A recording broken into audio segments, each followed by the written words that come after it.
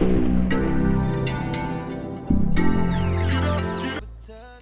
what up, It's your boy Kddo, Kddo. Shout out to producer culture, holding it down for all producers worldwide, feel me? Let's go.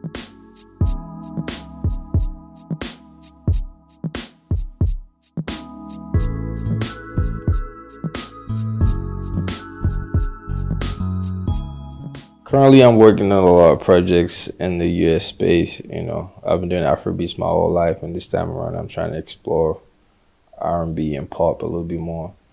Of course, with influence of Afrobeats, but I'm really doing a lot in the American music space right now.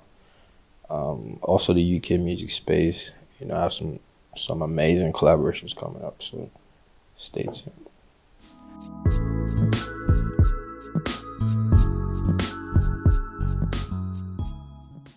I actually started DJing by accident. It was a family party like many years ago, and I remember the DJ was ass. It was whack as shit, and somebody and I had to just take over the party and start playing good music, and people started turning up, and it was the party went from dead to crazy. And one of my uncles came and he gave me about $100 in our currency in Nigeria, and I was so excited. I remember the next day I wanted to buy a PlayStation, and that really kind of introduced me to making money off DJing and music. I was like, whoa, I can actually do this shit. So that started, and after a while, I was in school, I was in high school DJing, even right up until when I got into college, I was still DJing.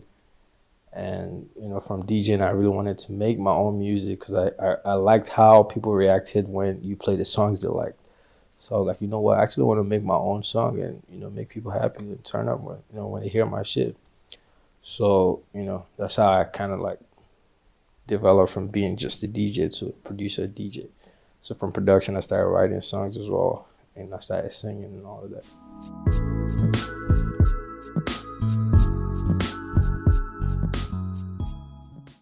I started with Afrobeats and hip hop. Those were my first go-to genres. That's how I got into music first, Afrobeats and hip hop. But at that time, Afrobeats was not really popular. It was just very, very, early. And from that, I started doing. Also, I started with a lot of dancehall because as a DJ, I used to DJ a lot of dancehall vibes, could tell my body, all of that, and everything just evolved from that.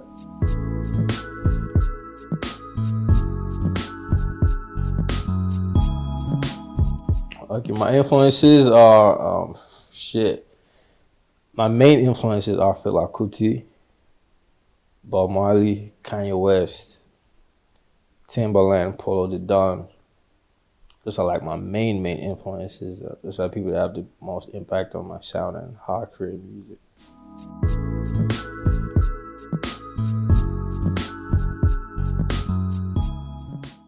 So my first major placement was with Bass and Lennox. I remember Bass came to South Africa. I was living in South Africa at that time, and he came to South Africa for I think it was on a tour or an event or something. And he had this record he wanted me to jump on. It was called Amnesia, featuring Lennox. And at that time, I didn't really know who Bass or Ari was at that time. People were just kicking it yo, welcome to South Africa. Let's turn up that shit. Let's go to the studio. Let's make some music. And we created some music, and it became one of the singles of his last EP, Spill Milk.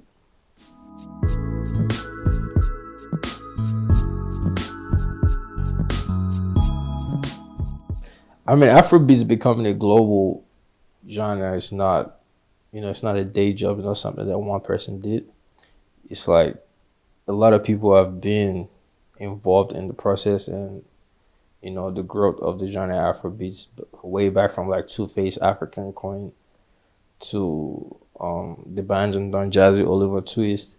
I just feel like I was blessed to be the guy who wrote and produced the song that actually broke the door and got us into Billboard and, gave us that global, audience that we've been looking for. And which is the song me and David did, which was Fall, that did that, but it's a collective effort of a lot of people that have been, fighting for this from time. And we're just blessed to be the ones that kick the door open.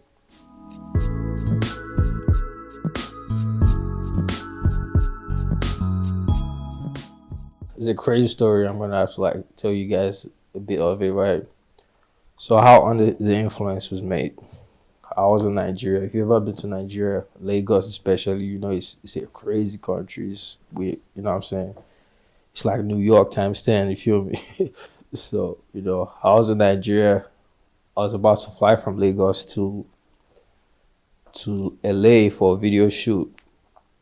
And the travel agent scammed me $6,000 for a first class round trip ticket. I go to the airport about to get on my flight. The PA system at the airport just went, Mr. Yola, please take your bags off the plane. Your agent just canceled your flight. I was like, yo, what the fuck is going on? Yo, I missed my flight. I was at the airport looking for this guy, unreachable, his phone off. So I told my boys, I was like, yo, pull up to the airport tomorrow. We got to find this guy who works at the airport. So we're there at the airport first in the morning. Transferred my bread back into my account. And then I bought the next flight going to America, which was going to Houston. So I landed in Houston. I was like, shit, I need to get my mind off all this shit that's happened in the past 24, 48 hours. I need to create something different. As soon as I touched down Houston, my Airbnb had a studio set up in there. And I started making music. And I really wanted to make something different from what I was making back home, which was Afrobeats. I wanted to make an R&B record. And the first chords I played, everything I did, everything happened under 15 minutes. I wrote and produced the entire song. And I remember after I did that, the first person that came to my mind was, yo, Chris Brown is the perfect person to record this song, this record. Like, he's the only person I think is going to deliver it at the level I think it should be delivered. And fast forward to like 3 months after that, I met Chris. We were working on Davido's album, and then Chris was in the session as well. And I was like, okay, what? Let's work on some shit. I remember Chris asked me, do you have any other vibes that I can work on? I was like, hell yeah. Boom, I pulled out this record that I already had in the stash. You went crazy. I remember we had an Airbnb for like a week, and Chris would be playing this record. We would play my demo version in the house for like fucking every day, and people would be around. I was like, damn, this nigga don't even give a fuck. He's playing my version of this shit, And that really showed that I really loved the record. And, I actually really just believed from there that I was going to do amazing stuff. And, apart from that, like when I made the record, I already felt it that, this is a record I think would do amazingly well in the market, in the American market, and of course outside America, because, that's always my goal with my music, to create something that will blow up globally. You feel me? And, that happened, and I'm grateful for that. Yeah.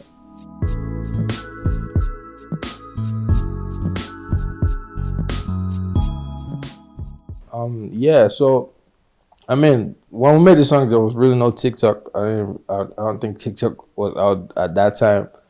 But what I was thinking was I was really just making music that I think, that I loved, and I think people would love. That's really what I always do. Like, I try to make music for people, but at the same time I have to like it enough, and that's really what happened with that song. And because it was on the deluxe album, it took a while for people to find it.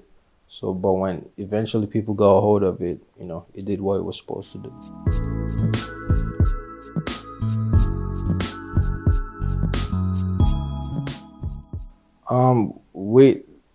Of course, dancehall, I would say like Jamaicans are like, they are brothers. We like the same people, Jamaicans and Africans. We're family, we're all the same people really.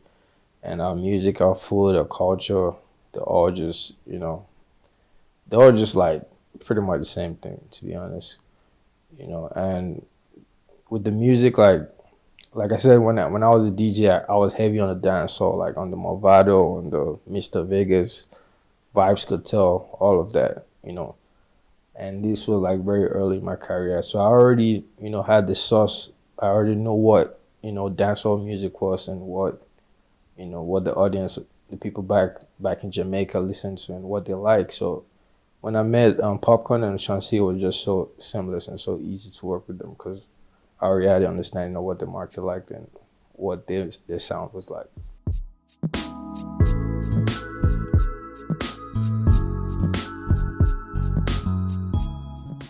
So I'm not gonna say it's the easiest thing to do coming from where I come from. Being an African kid that grew up in Nigeria, that most of my life, transitioning from just making African music to making music for an audience in America, and it's not the easiest thing to do. But one thing that has really helped me is the fact that I lived in America. So moving to America really helped me a lot because I got to experience firsthand what the people want to listen to, what they like, the culture itself. Not just from a spectator point of view.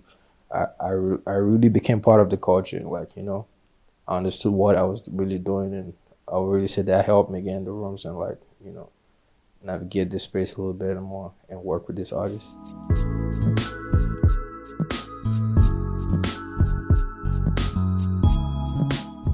So for me, it's always about the people. It's always about what people want to listen to. It's all about what they're used to, what's gonna like, what they can relate to. So when it comes to like mixing genres up, it's like if I'm trying to get to Americans and I'm trying to get to Africans at the same time, I have to find the you know excuse me, I have to find the you know I have to find the balance between what they like in America and what they like in Africa. That was pretty much what I did with Fall by Davido. I had to find what the balance was between Afrobeats and American music, using like samples like simple phrases and catchy phrases. Using simple instrumentation that will be pop but still be African. The same thing with when I did Fela and Versace with AK, who is a South African artist. Was really I lived in South Africa for a bit, so it was really me understanding that space and seeing what I think the audience here wants, what they need, or what is not readily available in their market right now, and how I can create something that can like just find its own space in there, representing where I'm from at the same time serving the audience of where I'm trying to get to. So and that's always like been my thing. I always like to just make sure there's an element of where I'm from and a big element of where I'm trying to make music for.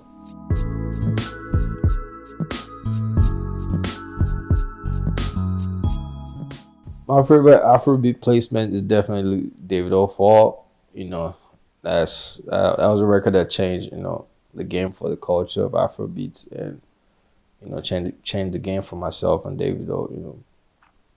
And it came about when I lived in Atlanta. I was living in Atlanta for like a year, almost 2 years, and I was really thinking about to create a record for that space that would really make Afrobeats, make people in America enjoy Afrobeats. And I was really, I remember I was like working on it for a minute. I was like experimenting. I had prototypes of, I was real scientific on that shit, to be honest. Like, it wasn't just some shit that I just walked in the studio and made. I had like 3 or 4 different records that I tailored to aim at what Fall did, and I wasn't confident enough yet in them, and then I made Fall like, yeah, this is it. You know what I'm saying? So it was a very intentional record, and I'm glad it did what it did.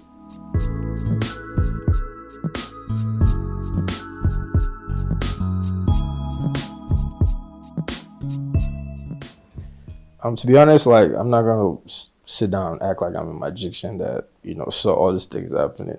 But for real, I really know that I knew that it was gonna do amazingly well. I remember when me and David finished recording it. I remember we looked at each other like, this is gonna be crazy, and we knew it, we felt it, but we didn't know to what extent it was gonna be. You know what I'm saying?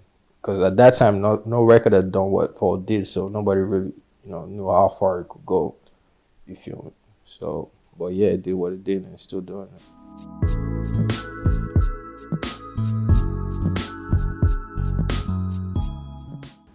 Yeah, right now I feel like Afrobeats is having a lot of influence in pretty much almost every genre, in the world. Like we're fast pricing, we're going crazy right now, and it's just a start because really, I feel like Afrobeats is coming for the spots of like pop, R&B, and all the other main genres in the world right now.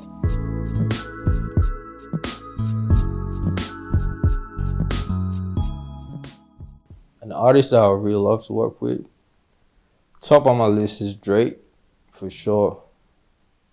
Drake for sure, yeah. And I really want to work with a lot of artists. If I start naming, it's gonna be, we're gonna spend the whole day here. But Drake is on top of my list for sure because I feel like whenever the time comes when me and him sit down and create some shit, it's gonna be definitely epic. You feel me?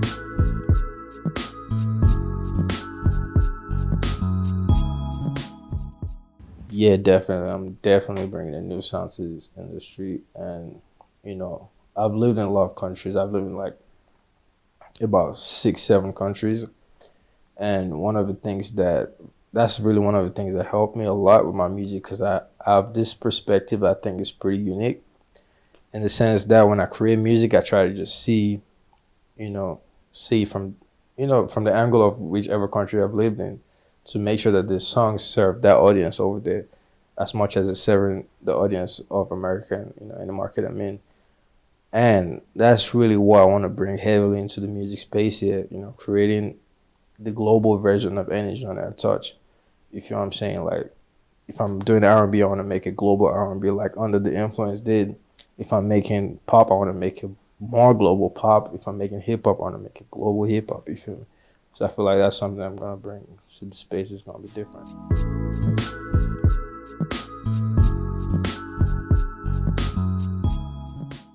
The biggest key to my success will be, being very stubborn about, what I want, you know, and not never, never taking no for an answer no matter what. Being very persistent, patient, very, very patient, being very focused, learning every day, staying teachable, you know, and always putting God first. These are things that worked for me over time and still working for me and always will. And you know, for me the most important thing is just knowing who you are and just just kill out all the noises, like just focus on what's in front of you, focus on your goal, on your vision, and that's always worked for me, still working for me.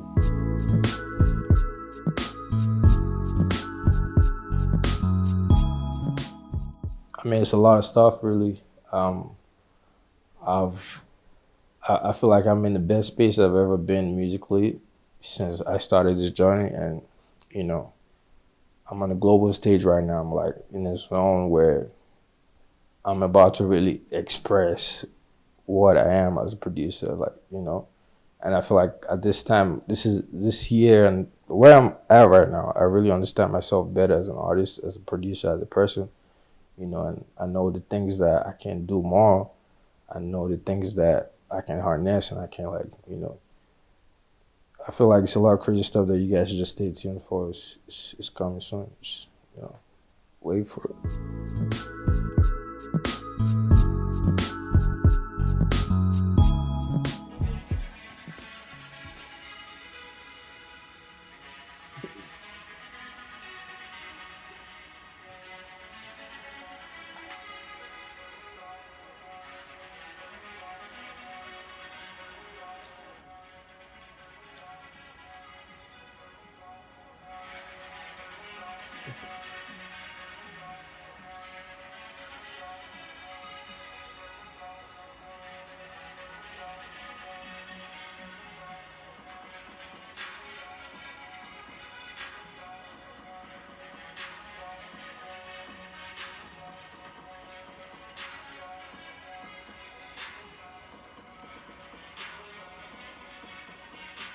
Okay, let me do the second one.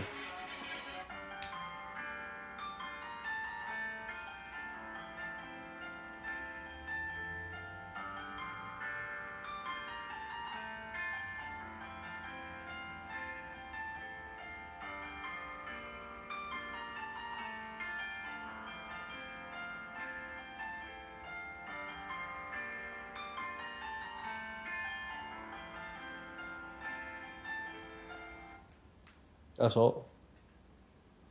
Oh yeah, the first one, it was really good. You gave me some 2008 Timberland vibes with Eurogate. But I think I need a little more space. in terms of like, you know, just leaving it open for the artist to, you know, to do stuff with. But overall, I think it's a dope beat. It's a really dope beat. The second one, that sounds like a loop. It's just, you know, piano, and I feel like a good singer can do something crazy with that for sure.